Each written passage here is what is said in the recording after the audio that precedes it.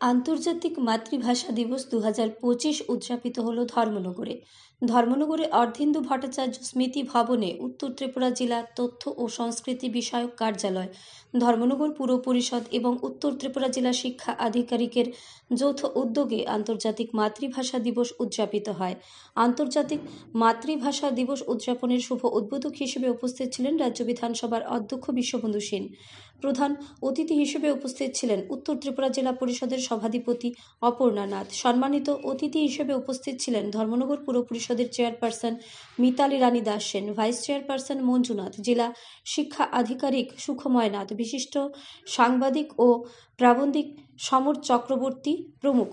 উদ্বোধনী অনুষ্ঠানে স্বাগত বক্তব্য রাখেন জেলা তথ্য ও সংস্কৃতি বিষয়ক কার্যালয়ের সহ অধিকর্তা রিপন চাকমা। আন্তর্জাতিক মাতৃভাষা দিবস উদযাপন উপলক্ষে অর্ধেন্দু ভট্টাচার্য স্মৃতি ভবন প্রাঙ্গণে পুস্তক মেলা অনুষ্ঠিত হয়। তাছাড়া অনুষ্ঠিত হয় কবি সম্মেলন ও আলোচনা চক্র। পাশাপাশি চলে সাংস্কৃতিক অনুষ্ঠান। বিভিন্ন বিদ্যালয় ও সাংস্কৃতিক শিক্ষা প্রতিষ্ঠানের শিল্পীরা সাংস্কৃতিক অনুষ্ঠান পরিবেশন করেন। ধর্মনগর থেকে নিজস্ব প্রতিনিধির রিপোর্ট, আরই ধর্মনগর। ইতিহাস এবং গৌরবময়ী যারা আত্মবলিদান দিয়েছেন তাদের স্মৃতি উদ্দেশ্যে আমাদের এই অনুষ্ঠান। আজ আমরা ধর্মনগর অর্ধেন্দু স্মৃতি হলে উদযাপন করতে যাচ্ছি। বিশেষ করে আমাদের উদ্বোধক প্রধান অতিথি সম্মানিত অতিথিদ্বয় আমাদের আহ্বানে সাড়া দিয়েছেন।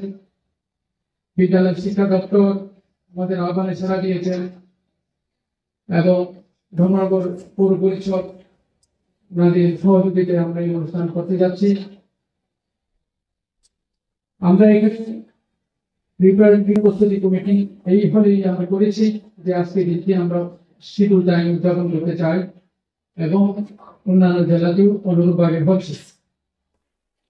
তো ধর্মনগর এটা একটা বিরাট সাংস্কৃতিক শহর, কারণ এখানে হাজার হাজার শিল্পী এই সুন্দর পবিত্র অনুষ্ঠান যেটা ইমপ্রুভমেন্ট হচ্ছে হাজার না। আমি যদিও আমার নতুন নবাগত এখানে আমি সাউথ ত্রিপুরা দক্ষিণ ত্রিপুরাতে ছিলাম, ওখানে 20টা কালচারাল অর্গানাইজেশন ইনস্টিটিউট নিয়ে আমাদের দক্ষিণ ত্রিপুরা, কিন্তু এখানে দেখলাম 70টার উপরে বিভিন্ন ইনস্টিটিউট, একাডেমিক, কালচারাল অর্গানাইজেশন যারা এই প্ল্যাটফর্ম কালচার ধরে রাখছেন। দিবস কেন এটা মাতৃভাষা দিবস হলো? প্রথম লড়াইটা কোথায় শুরু করেছিল? তৎকালীন সময় পাকিস্তান, বর্তমান বাংলাদেশ। কারেক্ট? পাকিস্তান ছিল করাচি, লাহোর ওদিক দিয়ে নিয়ে উত্তর সীমান্তে, পূর্ব সীমান্তে ছিল বাংলা, পূর্ব পাকিস্তান, ওরা ছিল পশ্চিম পাকিস্তান। তো পূর্ব পাকিস্তান বাংলা ভাষায় কথা বলতো, সবকিছু হতো। পশ্চিম পাকিস্তানের সরকার কি করলো? ঘোষণা দিল যে উর্দু হবে পাকিস্তানের রাষ্ট্রভাষা। বাংলাদেশের মানে পূর্ব পাকিস্তান, বর্তমান বাংলাদেশের ছাত্র যুব সমস্ত শ্রেণীর মানুষরা বিদ্রোহ করলো যে আমরা বাংলা ভাষায় কথা বলি, এখানে বাংলা ভাষায় কথা বলতে হবে, আমরা মানি না, উর্দু ভাষাকে মানি না। সেই নিয়ে লড়াই শুরু হলো। তারপরে যে আমরা গোলাগুলি হলো, পাকিস্তানের সামনে গুলি হলো, বহু শহীদ হলেন। আচ্ছা, সেই ভাষা আন্দোলনের সঙ্গে একটা ইন্টারন্যাশনাল আন্তর্জাতিক ব্যক্তিত্বের নাম আমাকে বলবে যে কে যুক্ত ছিলেন। আন্তর্জাতিক স্তরে বিখ্যাত একজন ব্যক্তির নাম বলুন, কে কে যুক্ত ছিল? বলুন। কে? ধীরেন্দ্র দত্ত ইন্টারন্যাশনাল ফিগার ছিলেন। কারেক্ট? ভাষা দিবস নিয়ে আন্দোলন করছেন ধীরেন্দ্র দত্ত। কারেক্ট? এক্সিলেন্ট, আন্তর্জাতিক ফিগার।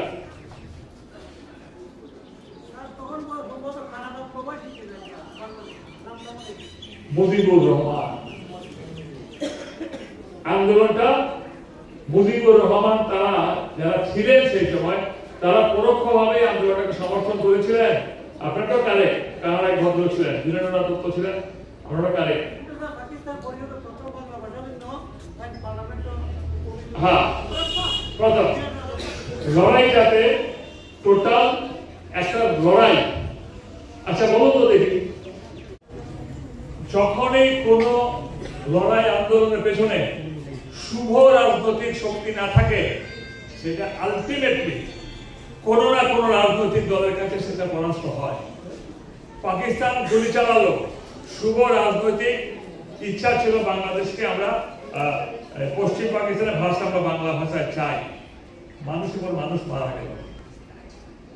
সেই অরাজনৈতিক লড়াই, আর্জি করে লড়াইটা অরাজনৈতিক লড়াই হয়েও সেই সুপ্রিম কোর্ট হাইকোর্ট চলছে। যেহেতু এটা বিচার বিভাগের কাছে আছে, আর কোনো আমরা কমেন্টস করবো না, কিন্তু আলটিমেটলি লড়াইটা সত্যি যে মানুষ জাগরণ ঘটেছিল পশ্চিম বাংলা হলো না, কারণ গাইডেন্সের অভাব থাকে, ডিরেকশনের অভাব থাকে, ব্যক্তিত্বের অভাব থাকে, পরিচালনাগত অভাব থাকে।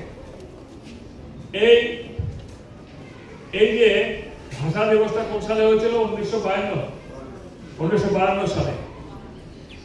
তারপরে বাংলাদেশ স্বাধীনতার জন্য সম্ভবত 58 কি 60 সালে এই মুজিবুর রহমান, এই তাজউদ্দিন আহমেদ, কেউ নেই পৃথিবীতে, তখন মুখ্যমন্ত্রী ছিলেন ত্রিপুরাতে শচীন্দ্রলাল সিংহ। উনি শেল্টার দিয়েছিলেন ত্রিপুরাতে এসে। এই মামলাটার নাম হলো গিয়ে আগরতলা ষড়যন্ত্র মামলা।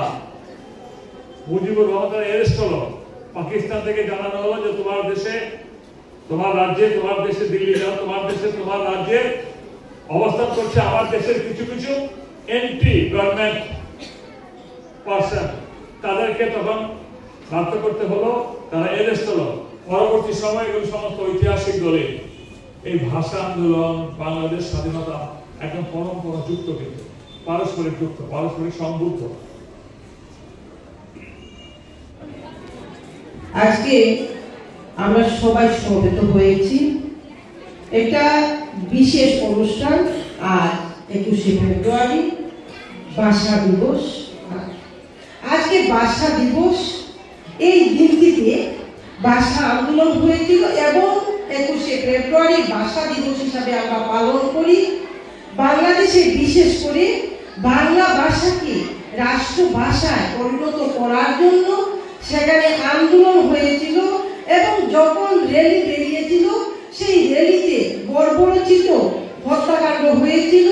অনেক যুবকরা প্রাণ উৎসর্গ করেছেন সেই ভাষা দিবসের জন্য। আজকে আমরা ওই যারা ভাষা দিবসের জন্য প্রাণ উৎসর্গ করেছেন, শহীদ হয়েছেন, ওনাদেরকে আমরা শ্রদ্ধা জ্ঞাপন করছি। বিশ্বের বিভিন্ন দেশে আজকের দিনটিতে ভাষা দিবস পালন করা হয়। ভাষা হচ্ছে আমাদের সংস্কৃতি, আমরা প্রত্যেক ভাষাকে সম্মান করি। ভাষার মাধ্যমে আমাদের মনের ভাব ফুটে ওঠে, আমরা উন্নতি করতে পারি। সেই ভাষার মাধ্যমে যে কোনো কিছু উপস্থাপন করা হয়। তো ভাষা দিবসে সবাইকে আমি আন্তরিক অভিনন্দন জানাচ্ছি।